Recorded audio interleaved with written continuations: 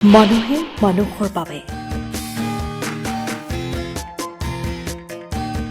সৎ প্ৰবঞ্চকেৰে ভৰি পৰা সমাজখনত মানৱতাৰ উৎকৃষ্ট নিদৰ্শন।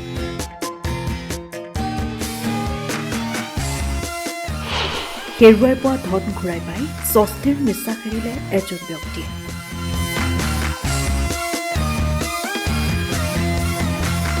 বহল মনৰ অধিকাৰী শ্ৰীমন্ত বৰদলৈ সততাৰ বাবে এজন ব্যক্তিয়ে ঘূৰাই পালে হেৰুওৱা ধন। সহযোগিতা আগবঢ়ালে তিনিচুকীয়া সদৰ থানাৰ ভাৰপ্ৰাপ্ত আৰক্ষী বিষয়াই। বৰ্তমান সময়ত অসমৰ বিভিন্ন অঞ্চলত চোৰ ডকাইত ঠগ প্ৰবঞ্চনা চলি থকাৰ সময়তে তিনিচুকীয়া চহৰত সততাৰ উৎকৃষ্ট নিদৰ্শন দাঙি ধৰিলে এগৰাকী ব্যক্তিয়ে। উল্লেখযোগ্য যে আজি তিনিচুকীয়া চহৰত এজন ব্যক্তিয়ে এটা ব্যক্তিগত ব্যৱসায় প্ৰতিষ্ঠানৰ প্ৰায় ৬০,০০০ টকা বেংকত জমা দিবলৈ যোৱাৰ সময়ত বাটতে পৰি গৈছিল টকাখিনি।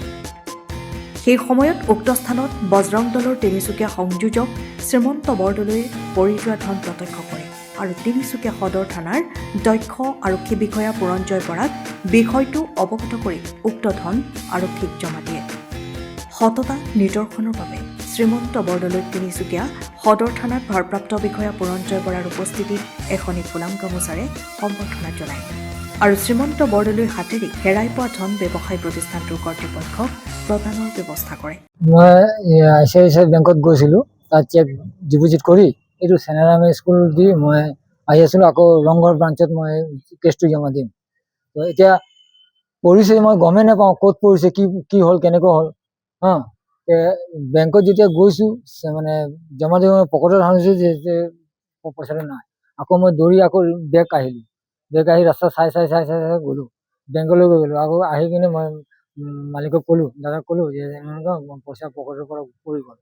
তো তেতিয়া কৈছে আকৌ বেংকত যা, আকৌ ভালকৈ চাই ল। চোৱাৰ পিছত চাইছোঁ যে পোৱা নাই।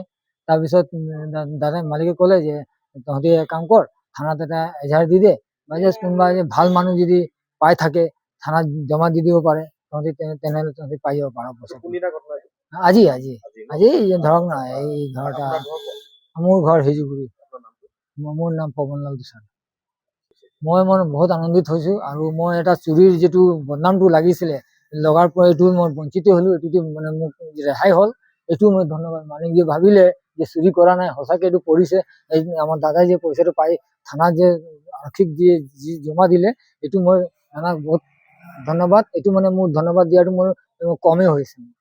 হয়, মই কামৰ সূত্ৰে মই দুলীয়াজানত যাব ওলাইছিলোঁ আৰু তেতিয়া মই বিশেষ কাৰণ এটাত চেনিয়াম যি প্ৰাথমিক বিদ্যালয় আছে তাতে ৰখিছিলোঁ আৰু এই দাদাজন চাইকেল চলাই গৈ আছিলে আৰু পকেটৰ পৰা টকাটো পৰি যোৱাৰ বিনিময়ত মই দেখি তেখেতক মই মাত দিছিলোঁ। তেখেতে হয়তো শুনি নাপালে আৰু মই পইচাটো উঠাওঁতে তেখেত গুচি গ'ল। আৰু কাৰণ আমি সমাজৰ এজন ব্যক্তি হিচাপে বা সমাজৰো আমি কাম কৰি আছোঁ, তো গতিকে মানুহ হিচাপে এই টকাখিনি কি কামত আনিছিল তেখেত, হয়তো কিবা বিপদৰ কাৰণে আনিব পাৰে। সেইটো ভাবি মই OC ছাৰক মই যোগাযোগ কৰিলোঁ আৰু OC ছাৰে তৎক্ষণাত ষ্টাফ পঠালে আৰু মই টকাখিনি তাৰ পৰাই মই দি পঠালোঁ।